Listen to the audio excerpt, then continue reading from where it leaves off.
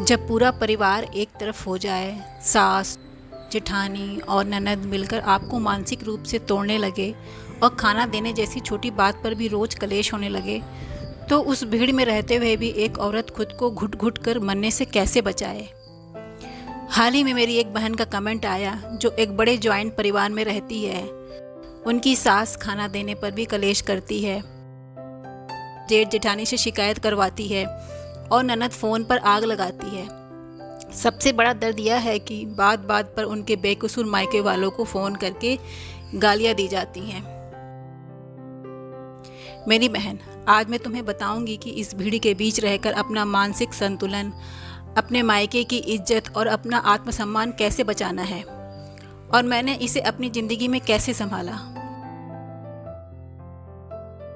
आज मैं कोई उपदेश देने नहीं आई हूँ, बल्कि हमारी अपनी ही ज़िंदगी का वो सच्चा अनुभव और रास्ता बताऊंगी आपको, जिससे कि आपके मायके की इज्जत भी बनी रहेगी और आपका स्वाभिमान भी।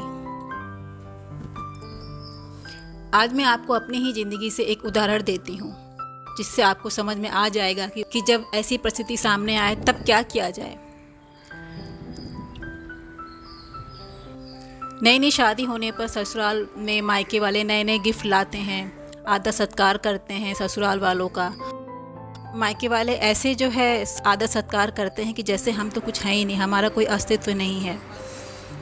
मैं ये सब देखा करती थी, पर इन सब के इतने आदर सत्कार के बावजूद भी हमारे घर की बड़ी बुजुर्ग ननद हैं, वो नुक्स कुछ ना कुछ निकालती रहती थी और मायके तक बातें पहुंचाती रहती थी। उसी दिन मैंने एक कड़ा फैसला ले लिया। मैंने अपने माँ बाप से साफ कह दिया, आपका रिश्ता सिर्फ मुझसे है, मेरी बुजुर्ग बड़ी ननद से नहीं। और आपको जब भी फ़ोन पे बात करनी हो तो आप मुझसे क्या करें, किसी और से नहीं। तो शुरू में मेरे घर वालों को थोड़ी दिक्कत हुई कि नहीं बेटा, समाज में रहना है तो ये सब चीज़ें नहीं की जा सकती। मैंने कहा नहीं, अगर आप मेरी बात नहीं मानेंगे तो मैं आप लोगों से कभी बात नहीं करूँगी। लड़की पैदा होने की कीमत माँ बाप जिंदगी भर नहीं चुकाते रहेंगे। आज मेरे माँ बाप सीना ठोक कर इज्जत से मेरे पास आते हैं, मुझसे मिलते हैं और खुशी खुशी चले जाते हैं। कोई उन्हें नीचा नहीं दिखा सकता। अगर कोई इज्जत देना नहीं जानता तो हमें भी अपने माँ बाप को बेइज्जत होने के लिए आगे नहीं करना चाहिए। जब खाने और काम को लेकर रोज ताने और झूठे इल्जाम लगें तो शांति से अपनी सीमा कैसे तय करें। इन बहन का कमेंट आया कि सास की असल दिक्कत खाना नहीं थी, बल्कि नीयत ही कलेश करने की थी। पूछ कर दो तो नखरे, बिना पूछे दो तो ड्रामा, और ऊपर से बेटों के सामने झूठा रोना कि बहू मुझे भूखा मार रही है। जब नीयत ही नीचा दिखाने की हो तो आप कितना भी अच्छा खाना बना लें, उनकी थाली में कभी स्वाद नहीं आएगा।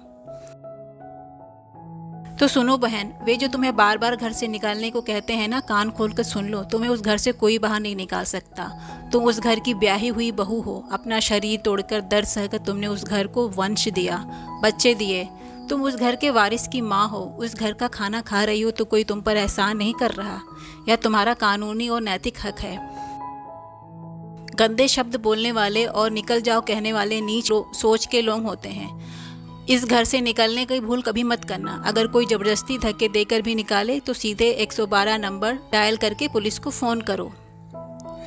एक बात अच्छे से गांठ बांध लो, आप उनके लिए चाहे जान भी क्यों ना दे दें, वे कभी खुश नहीं होने वाले। अगर वे मुझे कौड़े का नहीं समझते हैं तो वो मेरे सामने फूटी कौड़े के भी नहीं हो सकते। मैंने अपने अनुभव से यही सीखा है। जब मैंने यह भाप लिया कि उस बुजुर्ग बड़ी ननद की नीयत सुधरने वाली नहीं है, तो मैंने उनके हिसाब से चलना बंद कर दिया। एक दिन जब मेरी बच्ची की तबीयत ख़राब थी और वो रो रही थी, बुखार में थी, रो रही थी, लेकिन मुझे खाना बना के रखना था टेबल पे 10 बजे तक, और मैंने अपने बच्चे को रोता हुआ छोड़ के खाना बना के रखा। जैसा कि मैं पहले जिक्र कर चुकी हूँ, उन बुज़ुर्ग ननद को पता था कि उसको बुखार है।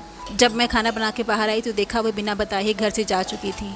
गुस्सा तो मुझे भी बहुत आया, मैं भी चाहती तो तमाशा कर सकती थी, पर मैंने अपनी ताकत को, अपनी एनर्जी को वहाँ चीख और चिल्ला करके सफाई देने में खर्च नहीं किया। ये मेरी लड़ाई है, मुझे खुद ही लड़नी है। अगले दिन भी वे आराम से बैठ करके इंतज़ार कर रही थी कि मैं उनको रोटी ला करके दूँगी, पर मैंने नहीं किया। पहले मैंने अपने बच्चे को संभाला, क्योंकि मैं बच्चे को अब नज़रअंदाज नहीं कर सकती। बच्चे को संभाला, पहले मैंने बच्चे को कंफर्टेबल किया, उसके बाद मैं बाथरूम में गई, अपना ब्रश और स्नान किया। तब तक जब मैं बाहर निकली तब तक देखा कि वो अपना खुद बना रही हैं गुस्से में। अब यहाँ पे किसी की नाराज़गी से हमें फ़र्क नहीं पड़ना चाहिए। भाई तुम बना लो, अगर आदमी का हाथ पैर सही है, वो चलता फिरता है, तो कभी कभी बना सकता है ना। फिर मैंने उस दिन उनका केवल रात में डिनर बनाया था।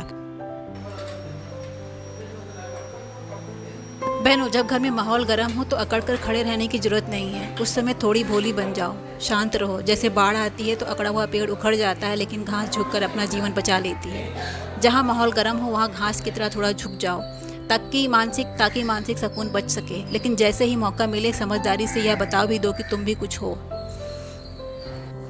तो मैंने यहाँ पे एक दिन पहले खाना बना दिया था, अगले दिन मैंने नहीं बनाया।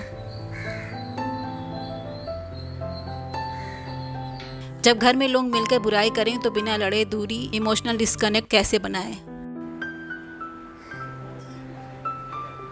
अब आते हैं ननद और जेठानी वाले मुद्दे पर। जब सब मिलकर फ़ोन पर आग लगाते हैं और बुराई करते हैं तो क्या मैं चीख चिल्लाकर उन्हें सफाई देने जाऊं कि तुम बुरी हो मैं अच्छी हूं, है ना? बिल्कुल नहीं। तब आपको समझ में आ जाना चाहिए कि कोई बुराई क्यों करता है। बुराई इसलिए करता है कि आपको फ़र्क पड़ता है। जब आपको फ़र्क पड़ना बंद हो जाएगा तो कोई बुराई नहीं करेगा। ये मेरी खुद का एक्सपीरियंस है ना। जब आपको समझ आ जाए कि कोई इंसान आपके लिए सही नहीं है तो उससे बात करना बंद कर दो। मैं क्या करती हूँ, मैं उससे बात करना बंद कर देती हूँ, मन से भी और तन से भी। लोग कहते हैं कि तुम कितनी बदतमीज़ हो। अरे जब आपको तमीज़ नहीं है मेरी इज्जत करने की तो मैं क्यों तमीज़ दिखाऊँ।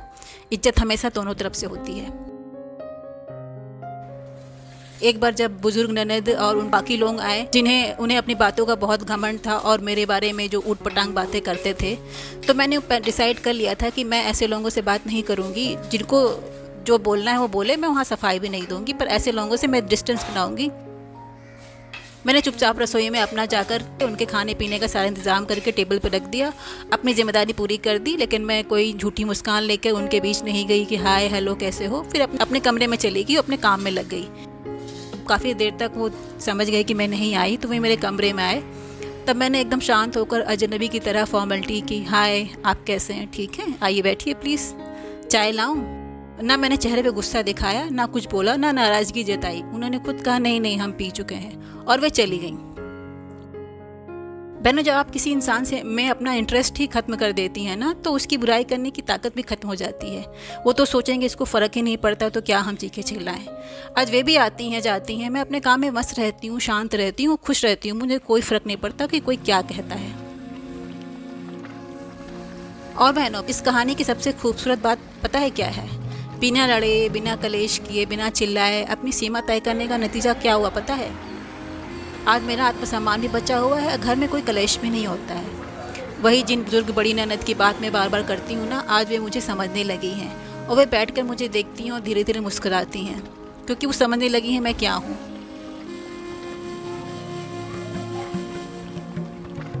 अंत में मैं यही संदेश देना चाहती हूँ, परिवार आपका है, इसे बिखरने मत दीजिए, लेकिन परिवार को जोड़ने से पहले खुद को भी जोड़िए। खुद का आत्मसम्मान बचाना सबसे ज़्यादा ज़रूरी है। जब आप खुद अंदर से मजबूत और शांत होंगी ना, तो आप बिना किसी झगड़े के भी अपने परिवार और अपने रिश्तों को बहुत खूबसूरती से बचा लेंगी।